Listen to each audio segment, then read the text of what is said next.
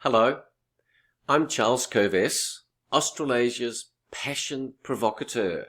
Welcome to this week's episode of the Charles Kovess Show. This show is based on the formula SA plus P equals S. Self-awareness plus passion equals success. Your level of self-awareness plus your passion will give you your success in life. Since 1993, I have been Australasia's passion provocateur after I left my successful 20-year career as a lawyer, a tax lawyer, a business lawyer. And since then, I have been speaking to large groups, small groups, teams, coaching individuals on the power of passion, provoking people to discover and pursue passion. I think passion is just this amazing resource that the universe, that God, that the whoever made us has given to us, and every single one of us has it, has access to it. And the tragedy is that most people are not living life pursuing their passion. So I hope you are, or I hope that I provoke you to do so. I have written books on passion, Passionate People Produce, and Passionate Performance, both of which are available from my website, which I'll give you details of a little bit later. This show is also guided by Socrates' famous principle that the unexamined life is not worth living. Now, a spot of humour. I have been known in my life to have been a bit of a ratbag. When I was young, I got up to mischief. Anyway, there's a great story of two little kids, 8 years old and 10 years old, who are good kids, but really constantly being mischievous, a bit like I was. And they were a good Catholic family, like most Hungarian families are, and we were a Catholic family. And the mother was talking to the local parish priest and said, look, how can I get my boys to behave better? And the priest said, look, send them down to me one at a time and I'll have a bit of a chat with them. So the younger one gets sent down by the mother, goes down to go down and see the parish priest who's waiting for him. And this guy was 6'4", and this 8-year-old boy walks in, and the priest says, sit down over here. And he puts the serious voice on, and he says to the 8-year-old, where is God? And the little 8-year-old's looking at him. And the priest again says, where is God? And the little boy jumps up, gets out of the chair, gets out of the sacristy, and charges back down the street to home, and charges back into the house, back into the room where his 10-year-old brother's waiting. He says, hey, dude, we're in trouble now. His older brother says, how come? And the younger one says, they've lost God and they think we've had something to do with it. Love it. Where is God? Anyway, each week in this show, I want to share with you one big idea. One big idea, because then you can think about it, feel about it during the week without being burdened down by too many ideas, which many shows can give to us. This show is not politically correct. This show makes allowance for and believes in the human spirit, that we have a spiritual element to our lives. And I don't share anything in this show that I have not found to be useful myself. It's not theory. It's not, I don't talk about stuff that I don't do.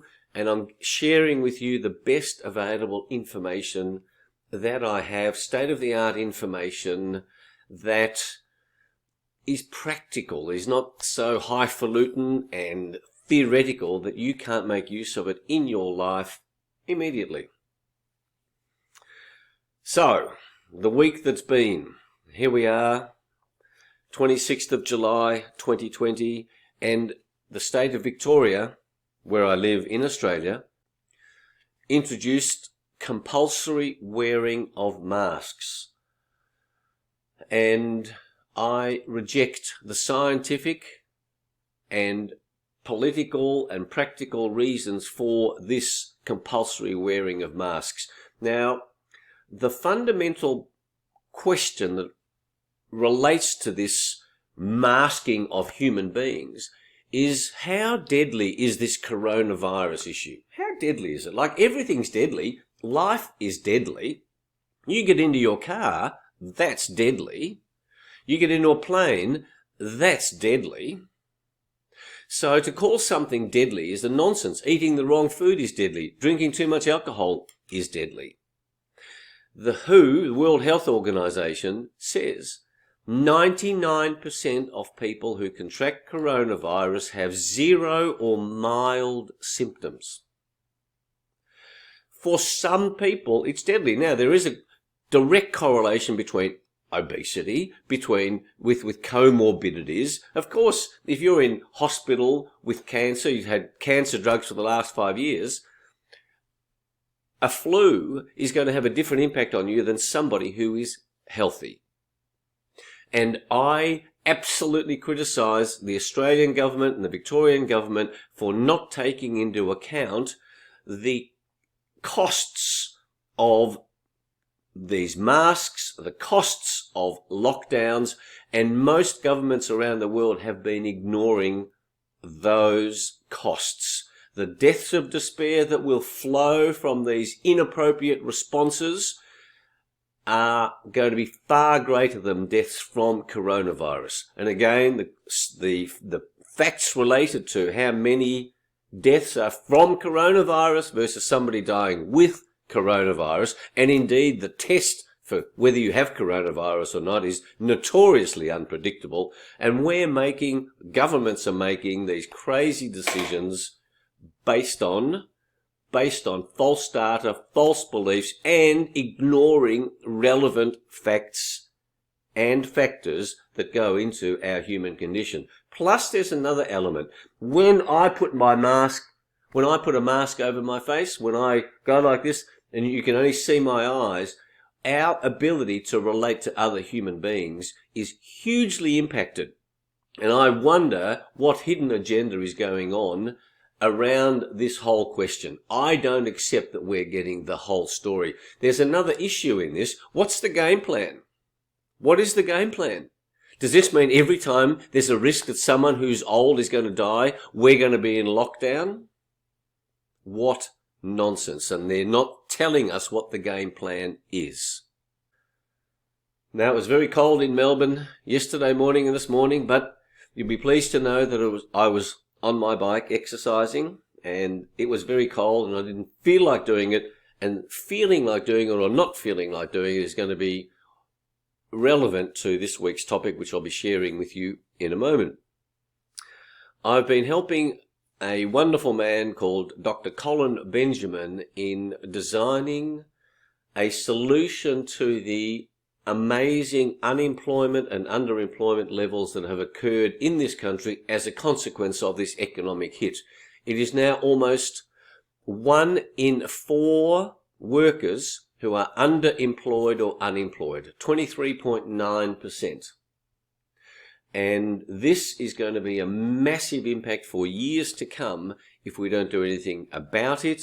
Colin Benjamin and I have been talking to politicians to get them to adopt a job matching strategy. If you want to know details about that, I'm happy to share it with you. But there are millions of people looking for jobs, and there are hundreds of thousands of employers wanting to employ the right person in the right job. Colin has got a magnificent technology. I'm not being paid for this. I'm helping make this happen because getting people, the right people into the right jobs is crucial to the future of Australia, and indeed for every country. The other area I've been doing some work on helping a client is just a second, before I tell you this, I need a coffee. Like, my friend Stephanie would be most upset if I don't talk about coffee. My wonderful addiction. I'm proud of my addiction to coffee. Keeps me in the game of life. I've been helping a friend of mine who helps people do retirement and lifestyle mapping. And it's a wonderful, extensive program that he's developed to help you make decisions on what you should do with your money. Part of the problem of being disciplined around money is what's the impact of spending money each day on buying a coffee? What is the impact over 20 years of doing that? He has done an enormous amount of work to help people understand the impact of their decisions. And 10 years out, 20 years out, 30 years out, and when you see the impact of your decisions today, 20 years out, it is so motivating to help you decide, gosh, should I do this or should I not do this? Should I buy this or should I not buy this? And you've got a good basis on which to give yourself the discipline today. No, I won't do this because I do want to plan for my future. If you want to educate yourself on coronavirus matters, I urge you to visit thehighwire.com. That's high, H-I-G-H-Y, thehighwire.com. Excellent information, the best information I can find for you in a 2-hour segment each week. I recommend it. And Julie also has been doing lots of work on her website, on our joint website, Julie Parker Practice Success. Has also been exercising, as have I. So the reason why I tell you that is because I hope you've been doing your exercise. Now, this week's big idea. Before I get to it, I urge you to go and visit our websites, charlescoves.com, to learn about the Self-Awareness and Passion Quest, a coaching program, a group coaching program. Subscribe to Passion Points to Ponder at coves.com. That's where I talk about corporate programs and public programs. Passion Points to Ponder, our books are available on both of those sites. Go and visit them. Subscribe to the YouTube channel or the podcast that you're listening to. Would be much appreciated, and that way you get notifications of the next show and be able to go back and visit previous shows. Indeed, if this is the first time you've listened to this show, please go and visit the topics that we've talked about previously. They will be helpful to you.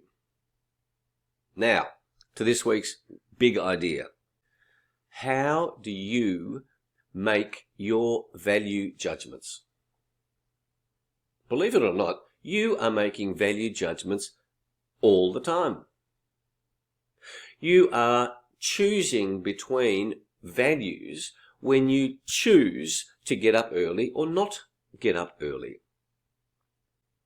You have to make value judgments. You can't live all of your values at once. Now, in terms of self-awareness, it begs the question, what are your values?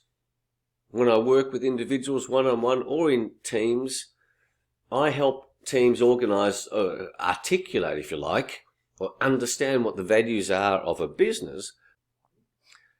But each one of us needs to articulate and become conscious of what our values are.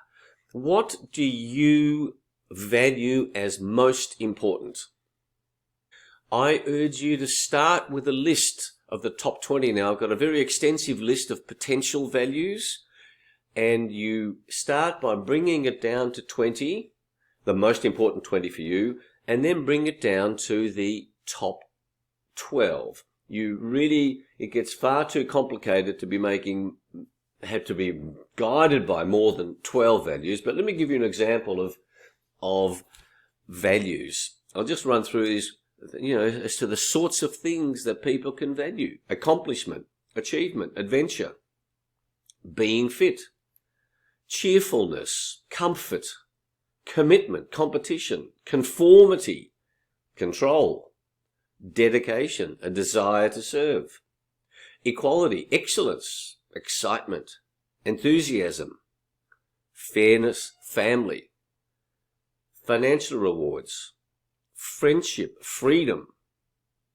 gratitude, hard work, honesty, health, importance of team, inspiring others, innovation, loyalty, love, learning, meaning, passion, perseverance, pride, quality, recognition, self-esteem, sense of community, strength, success, stability, teamwork, transparency. That's just a small selection of potential values that might be important to you. If you would like this full list, please send me an email at charles@covest.com. I will send you the extensive list so you can select from it. Now, when you get down to your 12, you then articulate it, and then you have to put it into some sort of order. Now, let me give you an example of some value judgments that you have to make.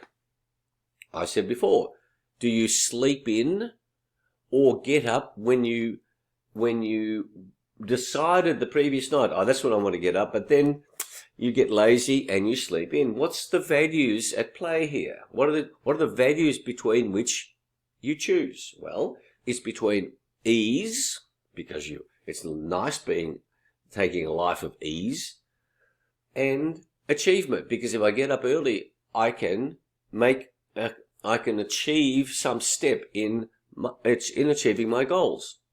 Another example: do I watch TV or get some work done? Such an attractive choice, isn't it? I'll sit and watch TV or do the work I need to do. The values judgment is between being entertained or entertainment and success. You can't be successful in your work if you don't do the work. Another example: do I drink another 3 glasses of whiskey, or do I abstain and go to the mineral water? Now that's a tough decision for me.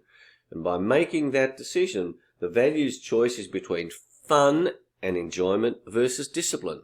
It takes discipline. And then why would I be disciplined? Because discipline is a value. Because I know that freedom comes from discipline. And freedom is one of my highest values. Indeed, my top 3 values are integrity, health, and love. And the 4th is freedom.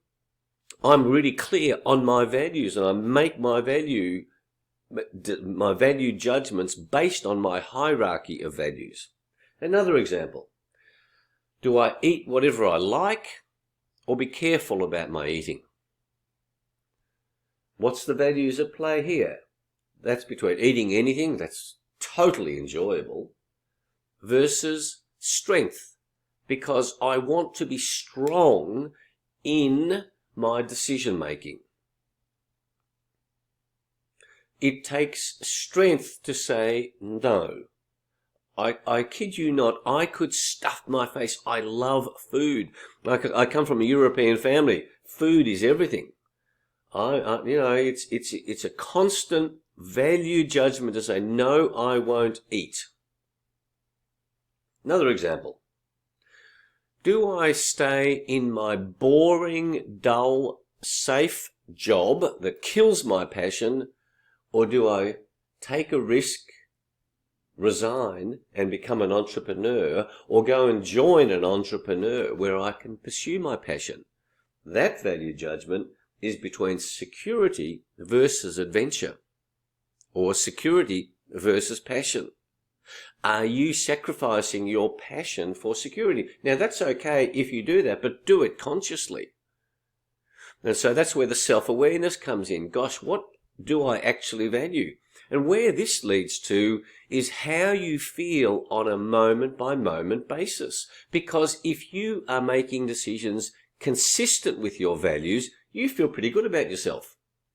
If you're making decisions which are contrary to your values, you then don't feel good about yourself. In fact, one of my mantras is that every act of discipline builds your self-esteem. And so when you know what your values are and you act according to them, you are building your self-esteem. You feel good about yourself. It's a great way to live life, to feel good about yourself, rather than beating yourself up about all of your failures. One more example. Do you volunteer to help community groups? Yes or no? And that can be a value judgment between your family versus contribution. You can say, well, I'm working and I want to spend time with my family, versus, no, I need to make a contribution to our community. I said one more, but I think I've got another one for you. And it's very relevant to the cancel culture, to the woke movement, to the regressive left, not the progressive left. They're regressive. They want to take you down the road of socialism. Do you stay silent and to go along with the crowd, or do you speak up? Do you speak your truth, or do you go along with the cancel culture? Do you let your freedom of speech be suppressed? This is a value judgment between comfort or safety versus truth. What's more important to you? Your comfort or speaking the truth? So, I hope I've provoked you to start thinking about what is the basis on which I'm making my decisions? What are the value judgments that I'm taking into account consciously? And I urge you to do this consciously. And that, of course, requires you to examine your life. And that, of course, is why I invite you to join the Self-Awareness and Passion Quest at Charles Kovess & Co. so that you can delve deeply into these topics. Each month, there is a different topic where we go deep and deep and deeper and deeper so that you become aware of what's going on for you. Now, I haven't mentioned my red jacket. For those of you who can see it, here I am. Let red be your reminder. Every time you see red, passion. Am I seeking my passion or pursuing it? Okay. Song of the week. Bon Jovi. Can you guess what it is? Yes. Julie came up with this. It's my life. It's my life. It's now or never. I ain't gonna live for... No, I can't do that. That's getting a little bit high, but I'm willing to do it. But the lyrics on it are beautiful. This ain't a song for the broken-hearted. No silent prayer for the faith departed. I ain't gonna be just a face in the crowd. You're gonna hear my voice when I shout it out loud. It's my life. It's now or never. I ain't gonna live forever. I just want to live while I'm alive. My heart is like an open highway, like Frankie said. I did it my way. Look at the lyrics. They're inspirational. Listen to the song. When you listen to the song, let it inspire you to say, I want to live my life on my terms, pursuing my values. My book of the week for you is by Dr. John DeMartini, a wonderful teacher, an expert in human behavior and the human condition and the way that our world works. His book that I thoroughly enjoyed reading some years ago is Count Your Blessings. And I urge you in this coronavirus time to focus on that idea of counting your blessings. You know, we live in Australia, at least we've got food. It's not like we're not allowed to go and get food. There are many blessings. There are blessings in this lockdown. The traffic is very low. I love that idea. There is less meetings to go to. Zoom meetings mean I have to travel less often. That's wonderful. So I'm counting that blessing. Are you counting your blessings? My quote of the week is from a man called Martin Ritt, R-I-T-T. Now, I don't know much about him, but I love this quote. I don't have a lot of respect for talent. Talent is genetic. It's what you do with it that counts. And in my speeches and my workshops, I make this important distinction between talent and skill. You are born with talent. As Martin Ritt said, talent is genetic. Skill you develop through hard work and discipline. So whilst there are talented people who are born, it is what you do with it that counts. I agree with that. And your value judgments that you make are very relevant in terms of the way in which you develop your talent. My health tip for you this week is to provoke you to contemplate your sex life. We as human beings have sexuality. Sexuality is a part of our lives, and I'm over 50. I know when you look at me you can't believe it, but I am well over 50. And this question of your health and sexuality are inextricably linked. The AMA has published numbers that says men over 50, 50% of them have troubles with their sex lives. And if you're whatever age you are, the way you look after your physical health has an impact on your sex life. And so as you make your value judgments, will I be disciplined about my health? Please be aware that each of those judgments you're making will impact on your sex life. That then leads to my spiritual tip, which is that having sex we call making love. Making love is a mental, physical, and spiritual experience. I think that making love is a wonderful way to access your soul, your heart, your spirit. So if you aren't making love as often as you would like to be, then there are some steps that you can take about it. And I say to you, it's the most important factor in our humanity. So I urge you to take it seriously, and as you take it seriously, it will increase your ability to be disciplined in your value judgments. Okay, I think that's it. I think we're getting to the end.